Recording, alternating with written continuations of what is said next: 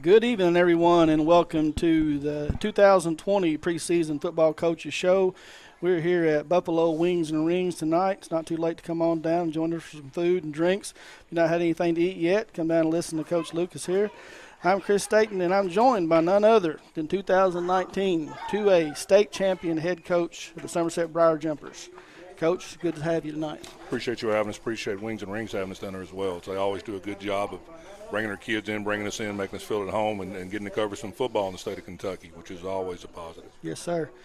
So I got to ask, is it as good to hear state champion head coach as it is good to say it? You know, it really is, but it honestly hadn't sunk in. And you're going to make fun of me because it's been a while, but to be quite honest with you, just the coaching part of me, as soon as it was over, I was thinking about the next year, and that's not good. You should enjoy those moments you get in life because not a lot of people get the opportunity to play for, let alone win one. And like I said, our kids delivered last year, and it's been surreal.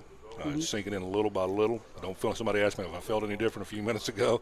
No, sir, I don't feel any different. So.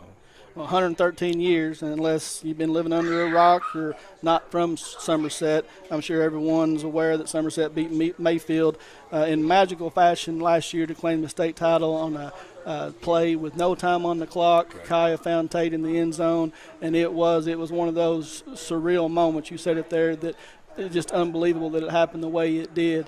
And I know the boys with the corona and everything that's going on, they didn't maybe get the recognition maybe they deserved, but I know the boosters and the team and the community has done everything to support them.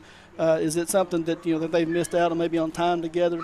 A little bit, and that's the thing that I'm really was more concerned about was camaraderie. We didn't get to have the banquet per se. Right. We had to do a walkthrough where we basically ushered them through, gave them their rings, walked them out the other side, gave them a box with their gifts in it, their awards, and put them up on the field so they could take pictures. And it was not exactly what we wanted to do, but you make the best of what you got. And those kids understood. Last year every game that we played seemed to give us something that allowed us to grow from. We had close games, we had blowout games, we had games where young kids got to play, we had games where the run game was not so good, but the pass game was, and vice versa. We had injuries. Alex Miller went down the hazard game, which really changed us. I don't think people realize how much it changed us offensively. So there was a lot of adjusting, a lot of coaching, and a lot of good growth by our kids, making a terrible situation get something positive out of it. So the corona striking, I thought maybe we broke something when we won it, because it seems like ever since then it's been kind of topsy-turvy and a little wild. But, those kids worked hard. A lot had to happen right for that play to work. I Sure. mean, when you go back and look at it, and it is surreal in the fact that the timeouts, the getting the stops, the penalties, those things all happened, and our kids found a way. And still very grateful to this day. And like I said, still very surreal. Right. Last year's team was obviously a special team, but I'm not sure that everyone knows just how good this team was all around. You've obviously have some big key losses, going to be big shoes to fill this year. And Jace Bruner, Chaz Gilmore, Kel Todd, Jacob Graybill, Tate Madden, Jaden Gilmore, and Cam Austin. We're big contributors to this team, and you're going to have some kids that step up maybe a little bit younger this year, but there's going to be some big shoes to fill. There absolutely is. I think you read from the defensive side of the ball what we lost there. We lost exactly. Just as much on the offensive side as well. We returned some key players, but there were some big losses and some changes. And we talked about with COVID, I said last night, by this time of the year, we usually have 30 to 35 practices in. We usually have 2 scrimmages. We have all kinds of passing leagues, and we have 3 games. Right now what we have on film of us is a scrimmage last Friday versus ourselves. Got to work with it and do a lot of work and get ourselves better. But until we get the fire underneath Friday night lights, and there's something different about it, I don't care what anybody says, until we get to go underneath there and test these kids, we don't have a clue what we got. And that's a little scary as a coach. I use the term patience, and I want people to understand that. You'll probably hear that a lot out of me this year. Sure. But if there's ever been a year we need to be patient, not worry about wins and losses and scoring and all that stuff. We need to take our time, and I say this to me more than anybody else because I'm a little impatient from time to time. We need to take our time and let this team grow and trust the process and continue to work through. It's going to be rough early. And trust me, we're not where we need to be, and there's a lot of reasons why. We have some older kids that haven't played, that have no experience. We've got some younger kids that haven't played, that have no experience. And we've got some kids in between. So there's going to be a growth process. And in that growth process comes some hiccups. And we expect that. And we need to handle those things, continue to work through them. And you're exactly right. I'd be amiss. You know, we lost 24 seniors last year, and you know, the players down on the offensive side of the ball that you know Somerset loses. Alex Miller, obviously hurt in a hazard game, had to adjust from that. Cam Austin, Jace on the offensive side, Jaden Gilmore, Carson Guthrie, Chase Samala, Ben Simmons, Jackson Prather, Ethan Harper, Connor Speaks, and Jacob Thayer. I mean, all those kids contributed in some form or fashion, some way, whether it be leadership or on the field. Absolutely. And the last 4 or 5 kids you named were offensive linemen or a tight end that really helped us in the run game. Right. And I don't think people around here understand how special that group was in the fact of the continuity that they had and the senior domination that they had up there, and the fact they'd been together for a while. We go play a very good Corbin team last year down to the wire and end up getting away with the win. And in doing so, our run game is exactly what we needed during that game. And what brought it about was we had 3 starters out on the offensive line. Mm-hmm. And those guys that you just mentioned stepped into those spots and played very, very well and played good enough for us to win. So as we got into the playoffs, those guys became an integral part of it. Even though they might not have been starters, they were just as important. But you listed a lot of offensive linemen, and I've said a lot. I know people are sick of it. But at Somerset, you're always going to have some speed. You're always going to have some athleticism. You don't always have that offensive line that can control the line of scrimmage, and last year we did. We could this year. We're a long ways away from it right now, but it's a possibility. So we just got to get the experience. I want to touch on some stats here from last year, talking about the special team before we move on to this year's team and this and that. That jumped out the page to me. You know, you had a rusher in the top 30 in 2A last year that happened to be your quarterback. 959 yards with 8 touchdowns. He was also the number 5 passer in the state, number 17 in the state of Kentucky, number 5 in 2A with 3,218 yards, 28 touchdowns. Kaya ended up being 41 yards rushing yards short of a 3,000, 1,000 season. That's pretty special. Very much so. Very much so. And in doing so, that offense was pretty balanced. I think we ended up close to 6,000 yards, something like that, 6,200, 6,500, somewhere in there. Yes. And it was almost right down the middle, run to pass. And there could have been other times, and I'll say this, there were times we were up in games, we run to even up our scout look a little bit. But a lot of that came in, you know, the genesis of the offense, just the simple plays that we'd called, the checks that he made. He did a really good job after Alex went down, is kind of stepping in and being that leading rusher for us. And, you know, Cam Austin stepped in. There were several that stepped in there and gave opportunities, and you know, Jace did, but Jace was important offensively. So when you look at that, you're looking at a group that Kaya literally had to mold himself around, and I think he did a very good job of adjusting to what the team needs, and we're going to need him to do that again this year. Mm-hmm. And you're exactly right. It's talking about the rushing number 6 team in 2A. We're rushing 3,473 yards, 232 average a game. And like you said, that's almost split right down the middle. That's hard to prepare for as you're another team if you've got a team that's doing basically a 50-50 split. Also had the number 5 receiver in 2A, and Kay Grundy coming back this year, had 1,441 yards and 15 touchdowns, number 15 in the state of Kentucky, and he was also number 27 in scoring with 108 points. That's going to be a pretty good nucleus, those 2 guys coming back. Absolutely, a big help for us, some stability on the offensive side. Both those young men will need to flip over and play defense this year as well, but offensively, when you take those 2, plus you had Drew Johnson, we'll talk about here in a few minutes, I'm sure, to come back and anchor the line. So you got 3 pretty good ones right there that come up and right away kind of put you, you know, really good in certain spots you need to be really good at. So we're fortunate in that aspect. But the offense last year was as balanced as we've had.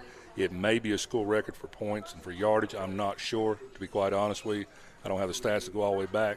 But that was a very, very potent offense with a very, very good defense. And you get the more opportunities offensively when your defense gets you the ball. And that defense did a really good job of getting the ball, and our offense did a good job of scoring points with it. And both those young men we talked about are preseason Mr. Football candidates, and deservedly so, I think. And should be, at least in the conversation. I'm not saying they should win it by the end of the season. That'll sort itself out. Right. But I don't think either one of those could go wrong by choosing them. I really like where Kai's growth has gotten to.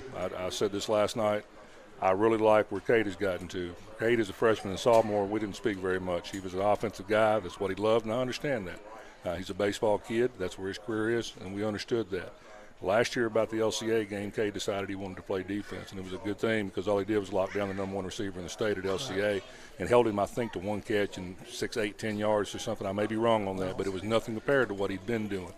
Since that moment, Cade has helped out with punting, which is not his best attribute. He can do a lot of things with the ball, but, you know, he struggled last year punting. He's gotten better this year. But the kid that I knew as a freshman and sophomore probably wouldn't want to pick that ball up and punt it for us. And last year, his growth, maturity-wise, was the fact that he sacrificed for the team. And I think Cade became a real football player last year because of that. Yeah. And you touched on the scoring. Number 4 in 2A, number 17 in the state of Kentucky, team scoring 606 points, average 40.4 a game. But the other good thing about that is your defense. Number 5 in 2A, team defense at 251 points, only gave up 16.1 points allowed. I'm no genius, but when you've got a margin of difference between 23.7 points, that's a great thing. So your defense and Coach Swearingen did a great job last year too. Coach has done a great job for years, and last year I thought he took his personnel and put them in the position they needed to be in to be successful. Obviously, Mayfield was an extremely talented team, extremely talented. The scheme he came up with that was great. The stops there at the end that we were able to get the ball back and get the final drive in was due to the defense. I think Dylan Keith made 3 or 4 plays in a row where he made tackles that saved time. We were able to use our timeouts and things like that. And it was a long shot. We knew it. We wanted the opportunity to get the ball back, and that defense gave us that opportunity, and like they did all year long.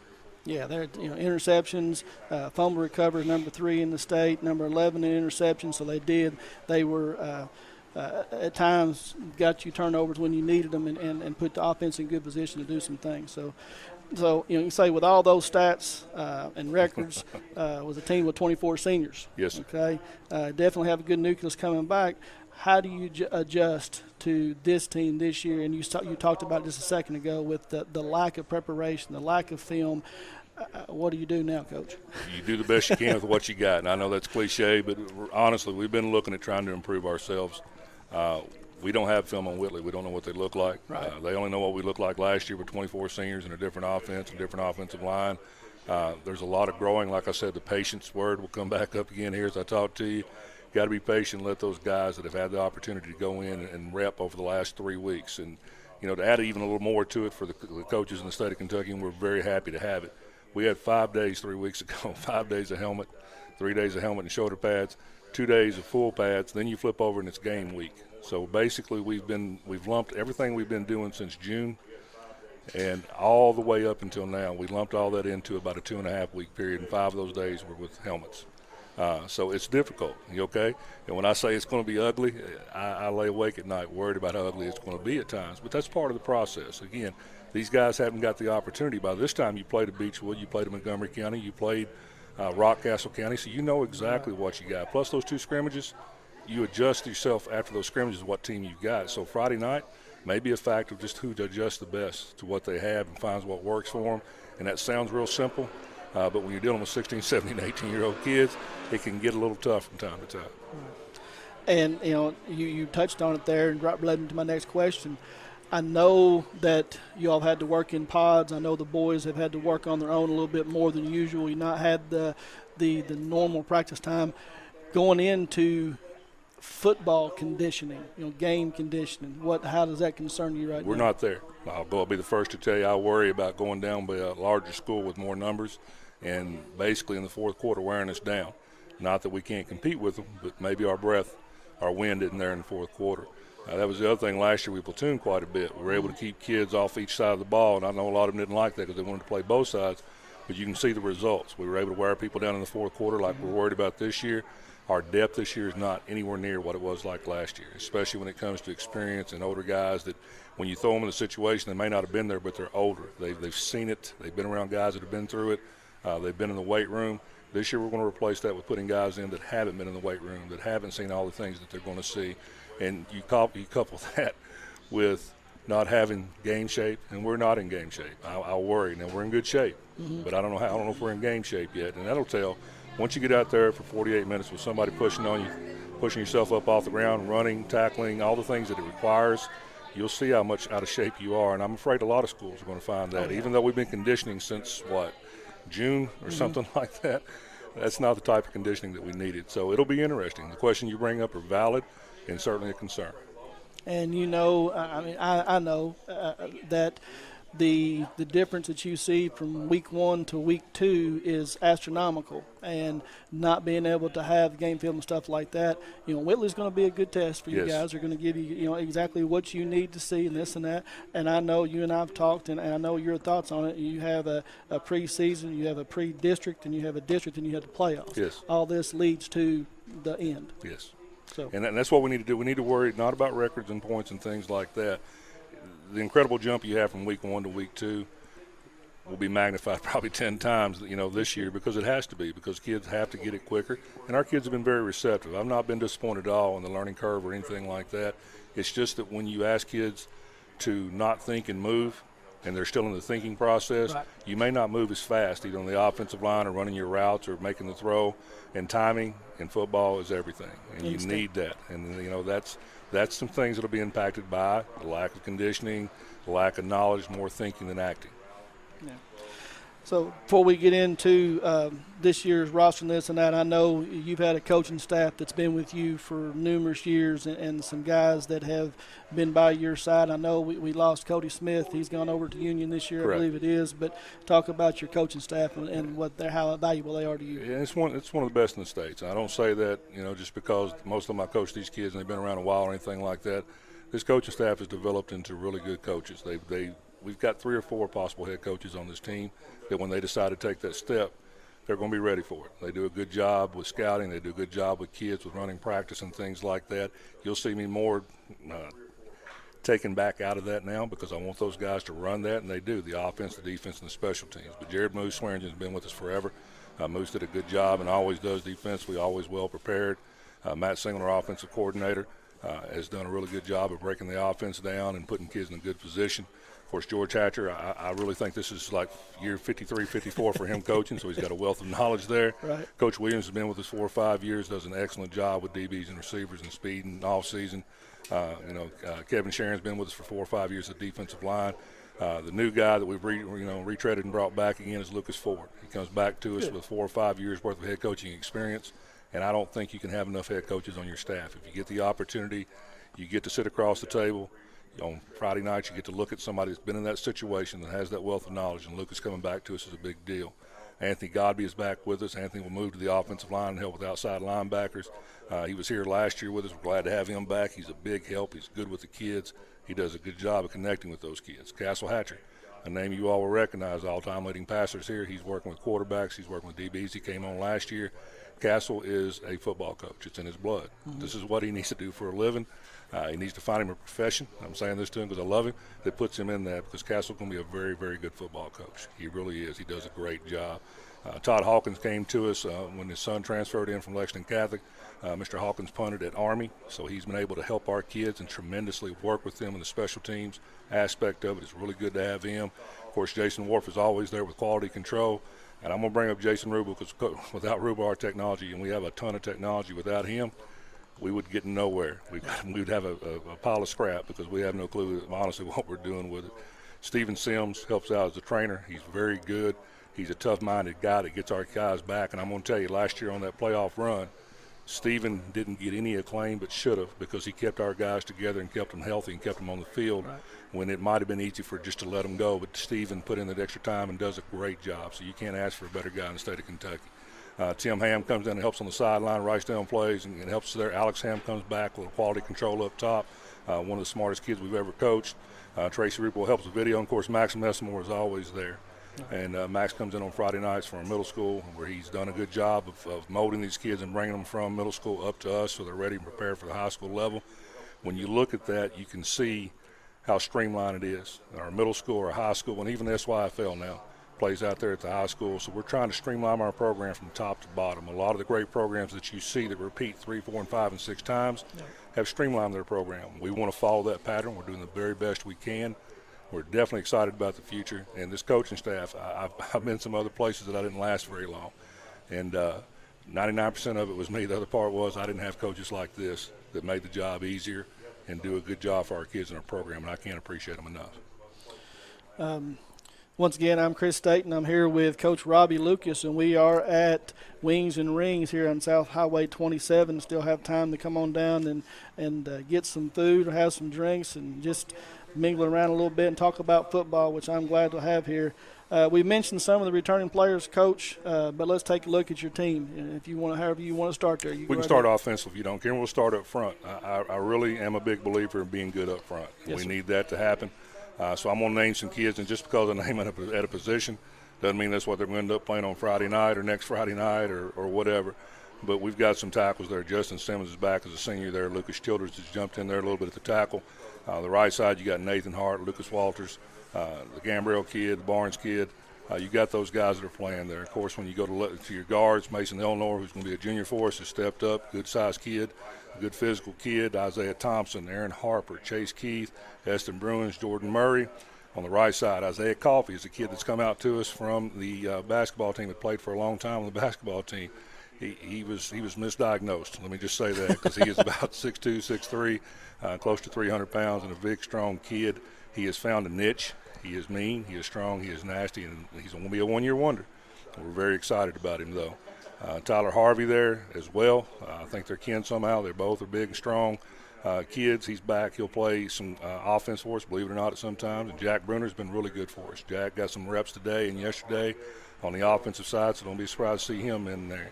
Preston Reed, a freshman, has done a good job on the other side of the ball. We'll talk about it in a minute, but offensively we can use him as well. Colin Neal and Glover. And, of course, when you start talking about the line, you got to start with the center and snap the ball. And Drew Johnson has done that for several years. He's got an offer from several schools.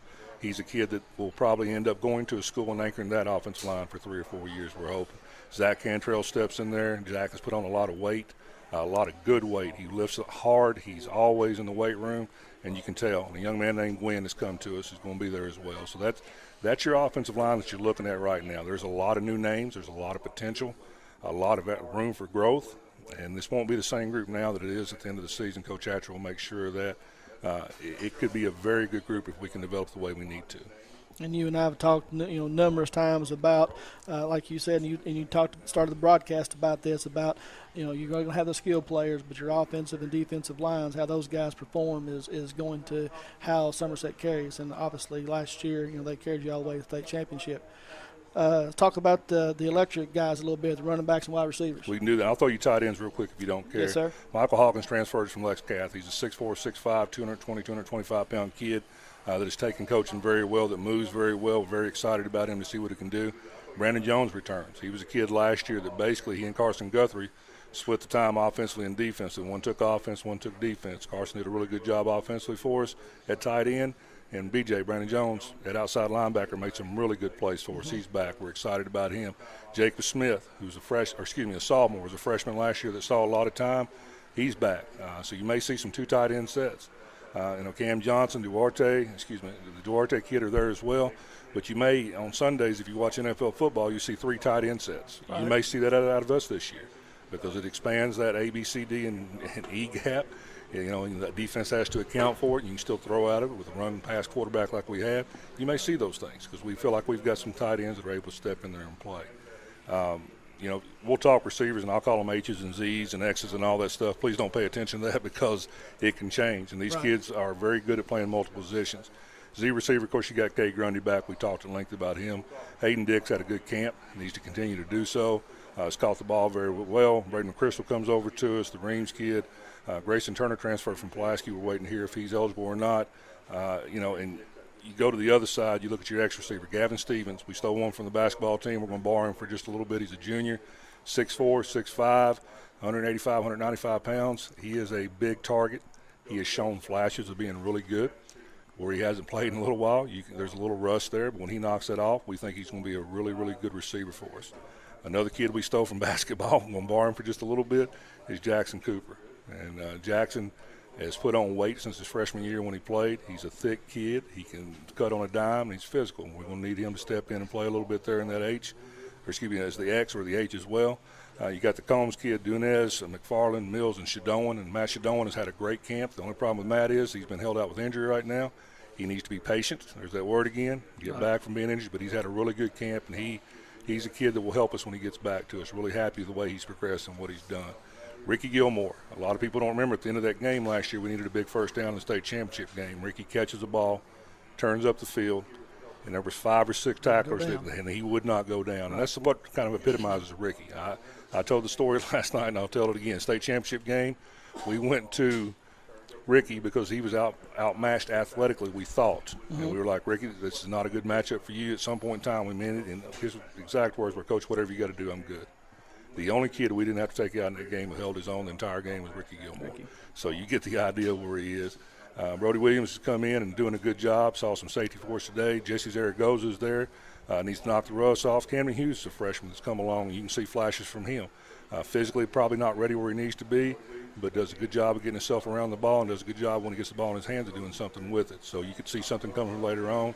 And, of course, Devin Davis there as well. And that's a large group there. I didn't even talk about the running backs yet. Right. But it's a large group of receivers. And, you know, that group has worked together really well. If there's been one type of continuity that we had throughout, has been the quarterback and the receivers working together. And they've done a good job of quickly solidifying. We hope it continues. It's not perfect yet, but we want it, but it's a good start. And that's a long, athletic, gangly bunch of receivers. It is. It is probably the best looking, just physically, best looking group we've put on in a while. When you talk about height and things like that, you know, athletically, we've had some really good receivers here. But to have that many with that height and the weight and the ability to move from position to position, it's been a while since we've had that. It's going to put have some defensive coordinators trying to figure out who you're going to double, what you're going to do. We're and hoping so. Obviously, you try to double up Cade, and that's going to open up a whole lot of other things over here too. So correct. Anyway, and so you talked about you were going to talk about your running backs. Yeah, we feel really good. We've got what we call a small package, and Chase Doan has come over to us from Southwestern. It's good to have Chase home. He started out with us when he was younger. It's good to have him here. He's a kid that absolutely has all kinds of talent. He's tough to tag in a phone booth, believe it or not. He's 0 to 60 in no time. Got to see Chase smile for the first time about a week ago. He enjoys football, loves being out there, and he's a kid that has a very, very bright future ahead of him. Been really happy with him. Guy Bailey, part of that other small package as we call it, is a kid that's found the weight room, that's put the time in, and I'll go ahead and apologize to Guy up front. We have moved Guy all over the place, offensively and defensively, and we're going to continue to do so because we expect a lot out of him. You know, he's muscled up, so therefore he can take a beating in certain spots. He's got good speed, and when he gets the ball in his hands running, he knows what to do, and he catches the ball very well out of the backfield. So he and Chase will complement each other very, very well. If you want to get big, of course, you got Mikey Carlin. And we went this long and not spoken about him, which is amazing. But Mikey, as you saw in the state championship game, is more than just an outside linebacker, defensive end, or a guy that covers kicks. He is a guy that knows to do with the ball in his hand. Big physical kid. I think he's reached 220 pounds now. That's the difference, and you'll see in him this year. We're really excited about for Mikey to have a really good year. Jacob Witt has shown good flashes. Jacob Smith, Dylan Keith, even though he's moved to linebacker for us, we'll talk about that here in a second, can play the running back position. And Rylan Carter has shown flashes there as well. We're really happy with that group. It's athletic, it's got good speed, it's got good size, and it's got some kids that have some combination speed there. So we're excited to see what they can do. Yeah, you talked about Mikey, and shame on me for not announcing or talking about him a little bit sooner, because Mikey is one of my most favorite players that I've ever watched at Somerset, because he just go out there and he will flat light you up. He doesn't care. He flies to the football, and the kid loves to play. Every single week a coach from the opposing team says, where's 23 at? They want to see him because he plays it like it's supposed to be played. Right. He plays it 1,000,000 miles an hour, and he's a tough physical kid, and we really want him to have a good senior year. I really think at the next level we could play a little bit. Yeah. All right, so talking about let's move over to the defensive side of the ball. You want to hit the quarterbacks first? Yeah. I can't believe it. It tells you how much you're into the other groups. We'll talk a little bit. We've already talked about Kai again. Yeah, we'll talk about Kai. I think he deserves a little bit. Just a little bit. We'll talk about him. He has grown as well. He wanted to play defensive end. We told him if he got to 220, he could. He's doggone close. I don't know if that'll happen or not. Right. But you know, he's put a lot of time in and effort in. He's changed his body. We expect to see a more mature, a better leader, and I'm saying this to him because of practice today, a kid that does not get frustrated, because once you're the leader and you're the quarterback, you can't get frustrated. If you do, the whole team does. So he's going to keep his cool, going to keep his composure, and he's going to lead this group like he's done in the past, and I'm really excited to see what he turns into as a complete leader and as a complete football player. We talked about a Mr. Football. I think that's not out of the realm. I would hope and pray that at the end of the season we have the type of season where he deserves that type of consideration. Right. But he'll be the first to tell you he doesn't care about awards. He gave away his MVP award last year to Alex Miller, I think, at the state championship game, and gave it to him. He doesn't care about those things, but it would be a nice feather in the cap for him. Josh Gross has grown physically, has been in the weight room. We trust him at quarterback. He's more of a dual threat kid. He can throw it very well. He can run it very well, and is starting to take command. Really happy with him. And this young Somali kid that's come into us has shown flashes as well. So we're sitting there with 3 kids that we feel good about if we have to use them. And a lot of schools struggle to find one. We're very fortunate that we've got 3 that we think we can put in various situations and be successful with. And those guys need to be leaders. They have been. They need to step up on both sides of the ball. I know we're an offensive school at Somerset, some would say, but without defense, you absolutely have no chance of accomplishing what we want to accomplish. And I do want to mention something about Kaya too. Is I've had the opportunity to spend some time with him off the football field, and he is one of the most unselfish, humble young men I've ever been around. And just he loves the game. He wants everything for his teammates, and it's great that he has been able to get a Power 5 scholarship to University of Kentucky, and local fans around here can continue to watch him like they need to. I was really happy for him, to be quite honest. I wanted him to go where he felt comfortable, but the fact that he's close, with his sister playing at Georgetown, right. That it's a really good situation, and hopefully it continues to play out the way we want it to. And very deserving. I think they've got a real nice player there, and like I said, if he'll continue to develop this year, give himself an opportunity to grow, learn from mistakes, learn from other people's mistakes, and lead those kids, I think it'll help him further along when he gets to the college level. That's, if I'm not mistaken, that's 3 years in a row. We had Colin Hartman, Jace Bruner last year, now Kai going up there. So a little tunnel way up to Lexington right now. Very much so. Even if you're not a Cats fan, you get the opportunity to see some local players there. And let me say that for this little area, you flip on the TV last Saturday, and there was 2 Pulaski County kids that were playing on ESPN, if I'm not mistaken. We have kids from all over. It's amazing the talent levels here, and to get to watch those kids play on TV and get to watch them chase their dreams, especially the local kids that you know, is a really good feeling for our community. That's great. Okay, so now I'll flip back over to defense, and I apologize No, for that. No, sir, you're good. So looking at the defensive side of the ball, we talked about some of the stats, and your front 7 is going to take your biggest hit out of everybody last year, your linebackers, different things, but you've got some kids that are going to be able to step in and play big for you this year. Yes. We're very lucky to have some starters back up front. We actually took a starter from last year and moved him to linebacker because, as you can see on that printout that I hand you, we're a little weak, a little less numbers there at the linebacker situation than we've ever been. But if you start up front, you got Jacob Smith, who played linebacker for us last year that we put down in passing situations. He's very comfortable there doing that. Justin Simmons walked in and played again. We talked about Preston Reed a few minutes ago. He's a freshman. Got a long ways to go, but he shows a lot of flash and a lot of potential. Eston Bruin's there along with Lucas Walter, seen time. Your right defensive end, Michael Hawkins, again, a big, rangy kid. Hadn't played a lot of defense before. I think he only played tight end a lot. He's shown flashes, could be very good. And even though offensive side may be what he's looking at, with his body and his frame and the way he runs the ball, defense may be a ticket for him at some point in time, depending on how he develops. You got Jack Bruner that can come in and help. Rylan Carter as a freshman has shown glimpses. I don't know if you all remember the Newell kids here that played very, very early as freshmen. Yes, the reason they did because they ran to the ball so well.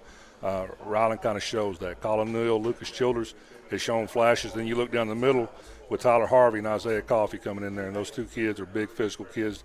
Tyler last year commanded double teams like you would not believe. There's films where you can see him absolutely.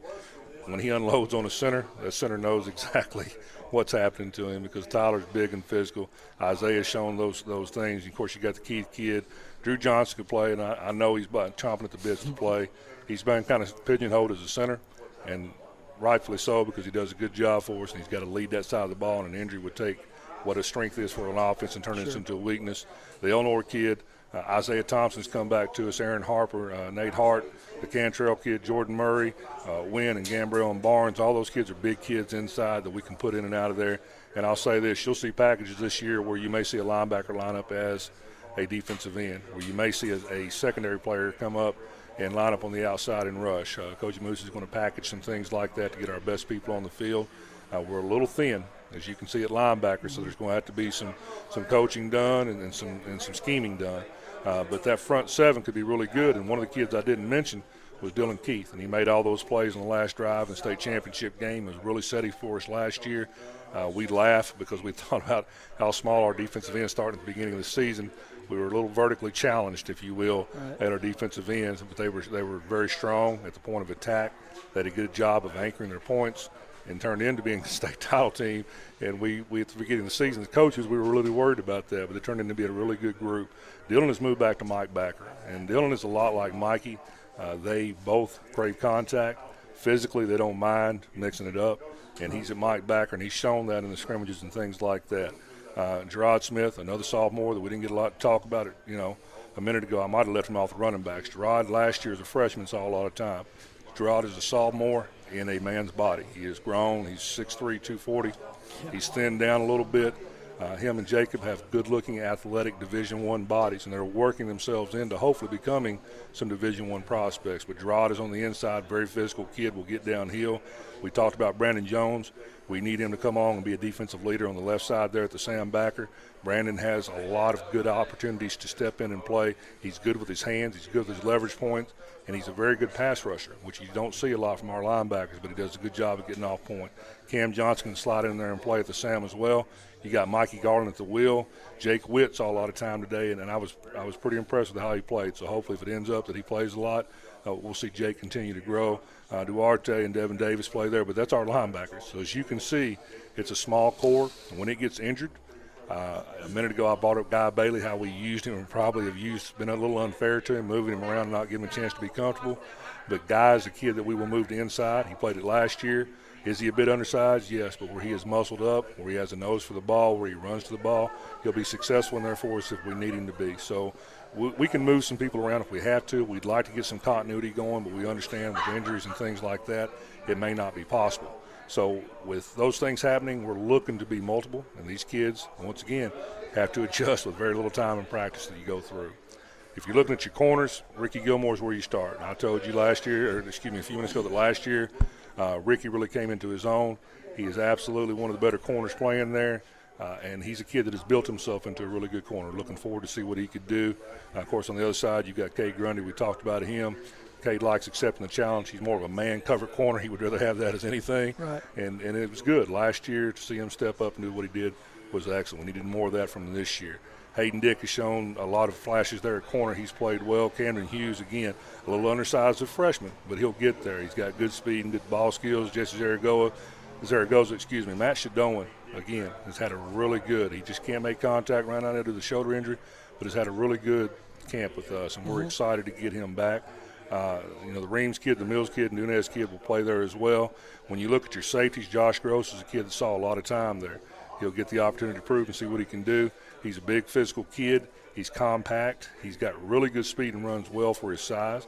You got Guy Bailey at free safety. Remember, Guy may move a little bit. Jackson Cooper's played some safety as well. Same thing there. A good physical kid, maybe a package-type kid where he moves to an outside linebacker. We bring him off the edge. Brody Williams has played for safety for us today. May see time. Brody does a really good job of knowing where he's supposed to be as a sophomore. That's a big deal. Gavin Stevens and Kai Sharon, those are two big, tall safeties, 6'5" and 6'4", that you can put back there in passing situations, and you'll see that from time to time. Chase Samala's seen time back there, Jace Combs, the Turner kid, and the McFarland kid. All those kids, and a kid that I didn't put there that came out today, and he could fall in the same line as Cade from last year. Chase Doan, maybe known offensively, mentally as an offensive guy, but he stepped in and played some outside linebacker for us, can play corner for us, and wants to do it. You're going to see Chase, I think, develop into that team-first type player. Then you'll see him all over the field, and wherever you put him, he's going to be successful. Really excited about having him here. Glad he's back. I really think he'll be a huge boost to our defense before it's all said and done. Well, that's your offense and your defensive sides of the ball and all your players here.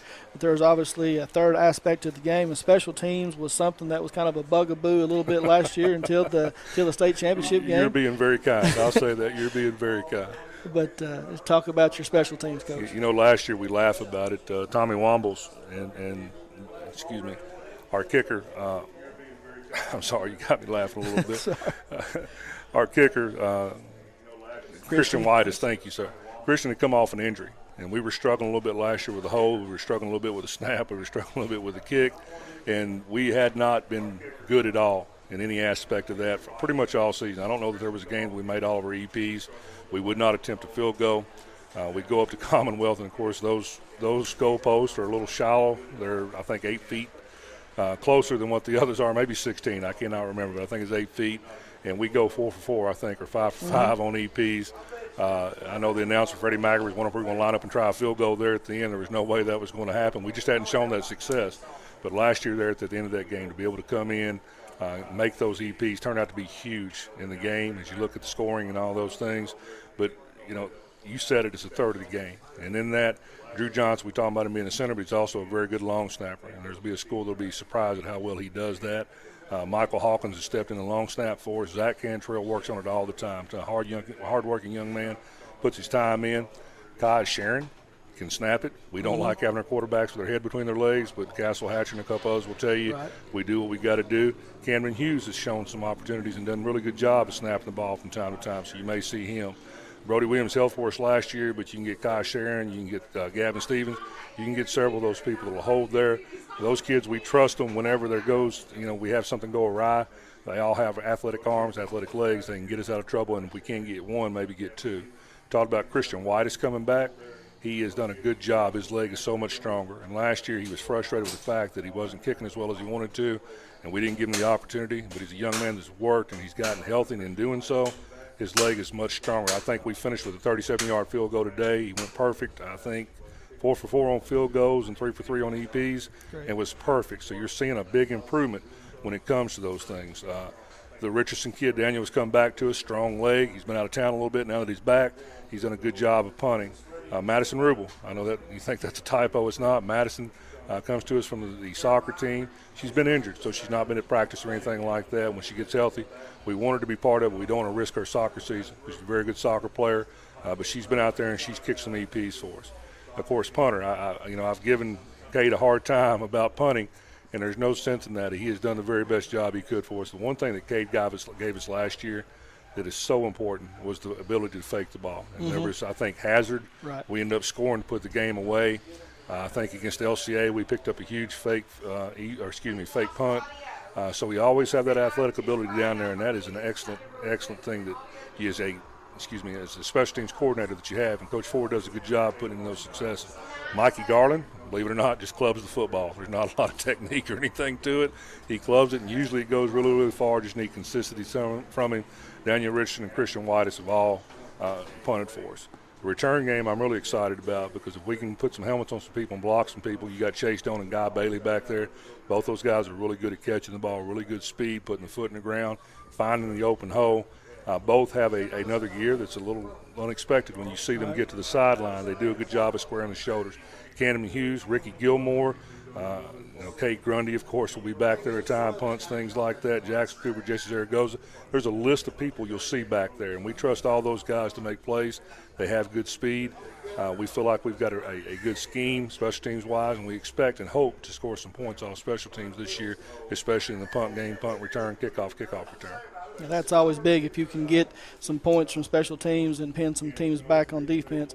You know, Coach, this year is going to be unlike anything we've ever been associated with. But good Lord willing, and yes, with the KHSA and Board of Education's blessing, we'll have some football on Friday nights, and it's going to, some of the games tickets are going to be hard to come by. So I go ahead and I urge all the Somerset fans to get out early and try to get everything online as much as you can.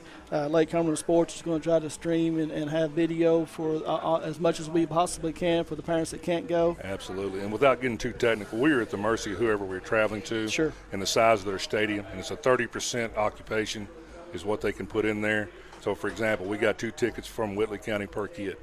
And that's tough. And we don't, you know what I'm saying? We don't ask those kids to make choice, but they have to make a choice who to give those tickets to. Some people are left out, but there will be streaming. There will be radio that's going to cover it. It's not exactly what we want, but I remember 4 or 5 weeks ago, a lot of people were saying, I'll sacrifice whatever. We can just have football. Well, now it's time to sacrifice, and it may not be fair. My family, one of the biggest Jumper fans, won't be there. They're not going because we don't want to knock anybody out of getting a ticket. Be patient, because some of these places we go to, if we play at home, I think we'll be more than okay with what we seat. I think we'll get in anybody and accommodate everybody we possibly can. There are no general admission tickets for Whitley County this week, so that'll be difficult. I hate it, but it's just the way it is. But at home, hopefully, the people that don't see us on the road will get the opportunity to see us at home if they'd like to. That's the plan.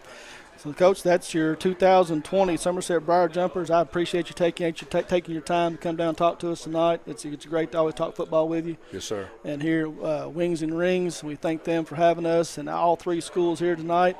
And like I said, Friday night, the Kentucky high school season kicks off. We look forward to seeing everybody there.